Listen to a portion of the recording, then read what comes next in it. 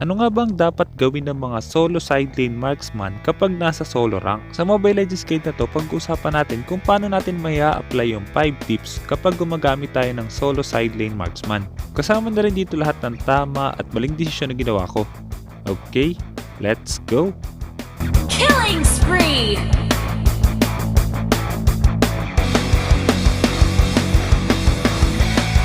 You have slain an enemy!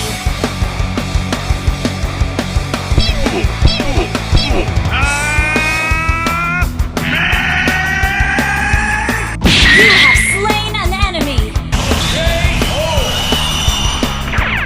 Double kill! Any last words? Triple kill!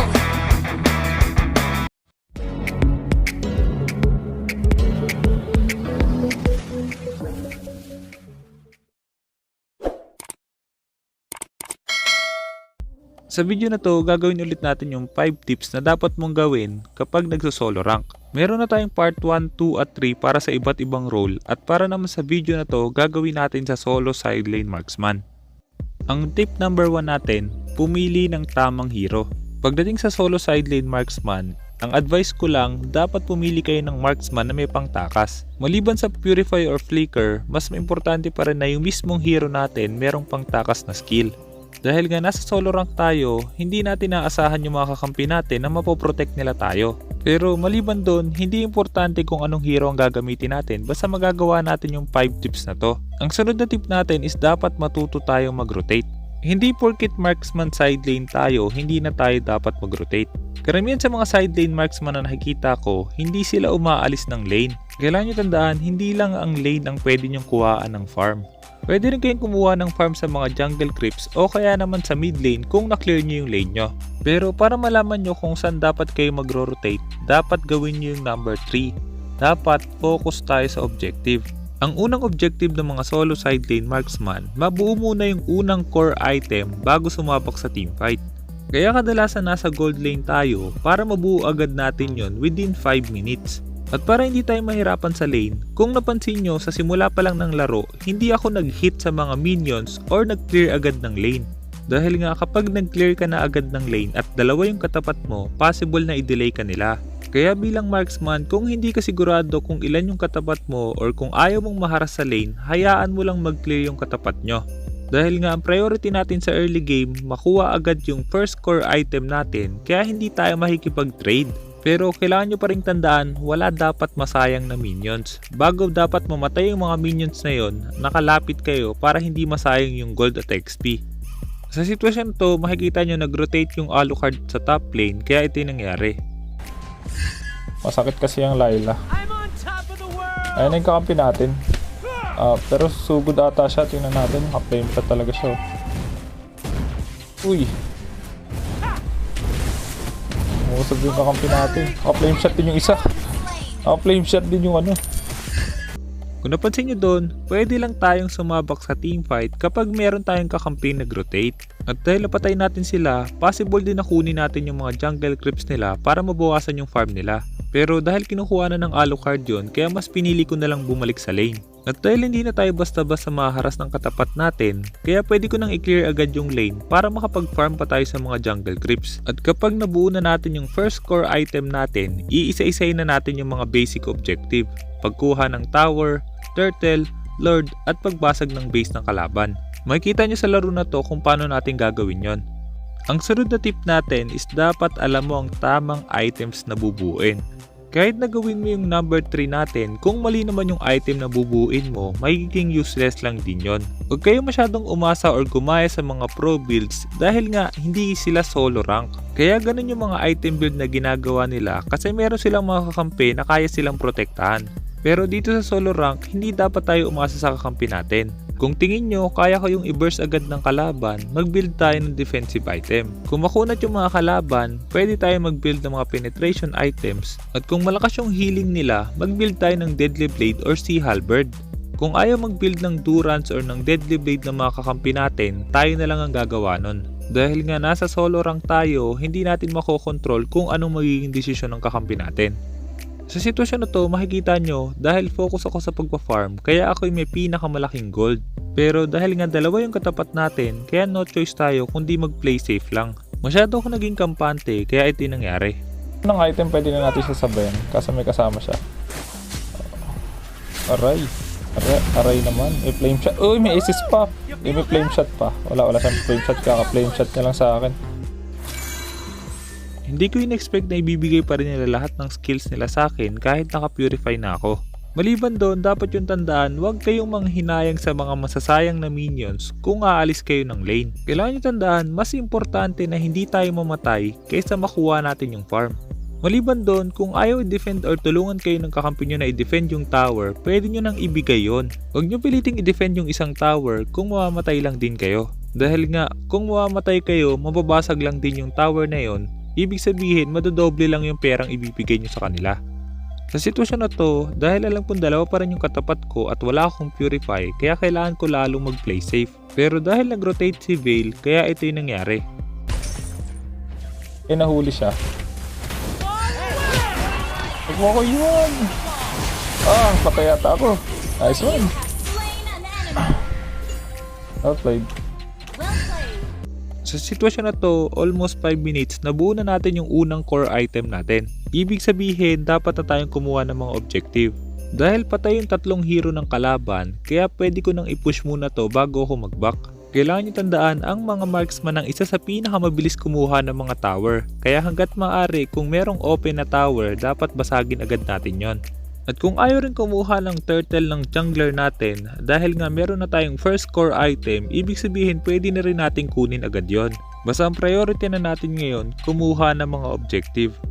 Ang pinakauli at napaka-importanting tip natin ay dapat master nyo yung hero. Bawat hero may mga maliliit na detalye na dapat alam nyo. Pero pagdating sa pagiging marksman, napaka-importante na hindi kayo dapat basta-basta nahuhuli ng kalaban. Hindi lang dapat hero yung alam nyo, dapat alam nyo rin yung mismong role ng mga marksman.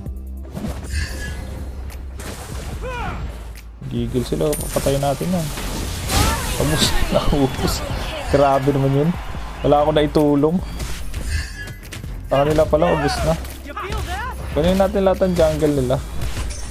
Gusto ko ring malaman kung magiging effective ba yung 5 tips na to para sa mga solo side lane marksman. Kaya i-comment nyo sa baba kung ano yung mga magiging experience nyo. Wala pa akong ginagawa eh. Basta ako trabaho lang ako. Destroyed a turret. Wala.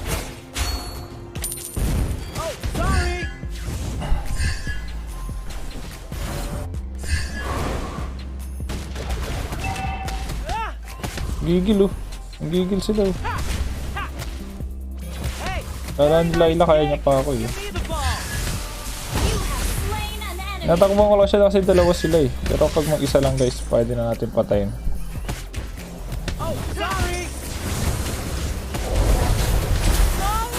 Ay, hindi ko na binag-bounce.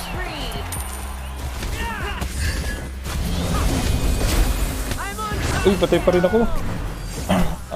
Ito kasi yung jungler kasi natin mahilig mag-turtle eh. So masipag mag-turtle. Mali lang yung item pero nakatutok sa objective eh. So kung ayaw nila mag-turtle, tayo mag-turtle kahit side lane tayo. Kasi pag may item tayo agad, mas madali mag-turtle. Ano. Masipag siya mag-turtle eh. Destroyed a turret. An ally has slain the turtle. Masipag mag-turtle yung ano natin. Yung jungler natin.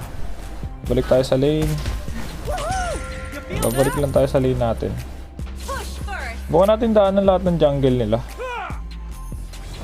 Ayan, kunin natin kasi bawas farm sa kanila to eh. Uy, hindi ako nakapag-dash. Tay ako. Hindi ako nakapag-dash. Ay, swerte, may heal. Nice one, uy. Aray. Kailangan ko mag-defense. Kailangan ko mag-defense sa item. Kasi ano, masakit. Masakit sila, masakit. Your team destroyed a turret. Tao sa bush. I'm on top of the world. Awal. Awal. Uy. Oh, sorry.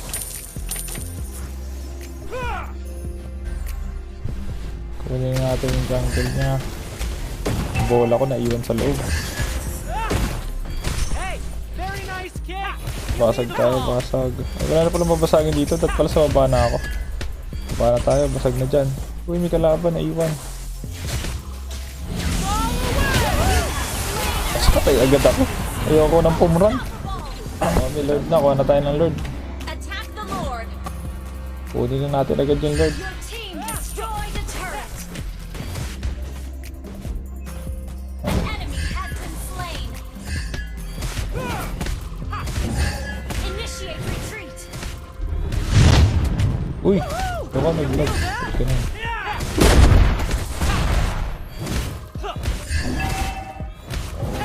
Solo lord tayo kay solo lord. Ayaw kasi nila mag lord. I'm on top of Yun, may tumangkay. Swerte. Ally Nakuha na natin yung lord. Patay ng crab. Oh, sorry.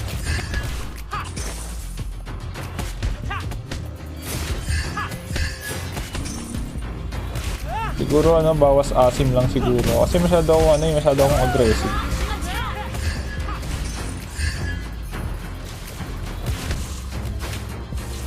request backup. May konting defense na ako pero tingin ko hindi pa rin sapat to eh. Hey, Brute force pa tayo. kick. Give me the ball. Baka di pa kayanin ng defense ko eh. May lord na sa baba. Sasama yung mga kampi natin dito sa lord eh. Pero tayo dito tayo sa kabila. Para mabasag natin yung top.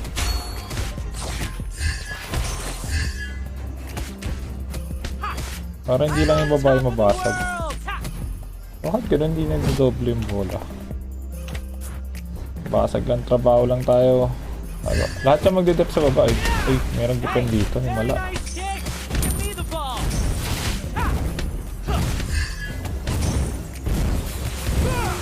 Up kita. I'm on Ay, top of the nabasag ba nila yung baba? Hindi nabasag, sayang konti pa. Pero okay lang, maliit na lord pa lang yun. Slain. Tuloy lang ulit natin yung pagbasag sa top. Woohoo! You feel that?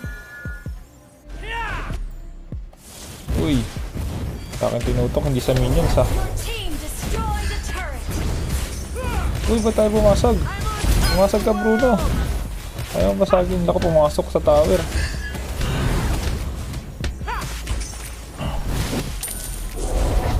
Uy, nag-diretso. Oh, sorry. Bakit ganito yung controls ko? Basag. Basag lang tayo, basag lang. Trabaho lang tayo. Destroyed a turret. Trabaho. Basag. Basag base. Destroyed a turret.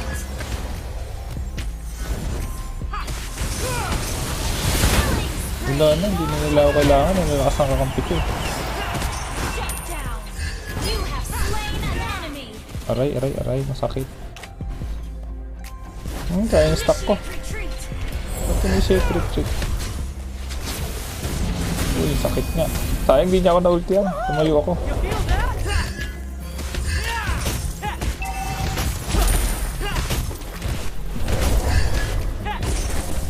Okay, red.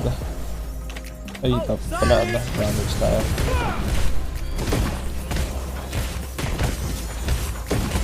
At isang lord na lang, tapos na to. Kaya sila. I'm on top of the world. Request backup. Pak, pak. Pak, uy, grabe naman yung damage na binato sa akin. Uy, may isa pa. Buti lang, makunat ako.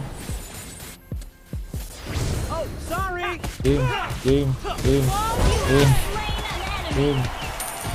Meron ako healer. Uy, ubos sila. Kill. Ubos sila. Isa pa. Ubos yan. Meron tayong healer. Kill. Minyak, asa ka na? Tipi-tipi ka pa. Initiate retreat. Tipi ka pa. Pumasok sa base yung Veil. Initiate retreat. Tapos na to. Pumasok yung Veil.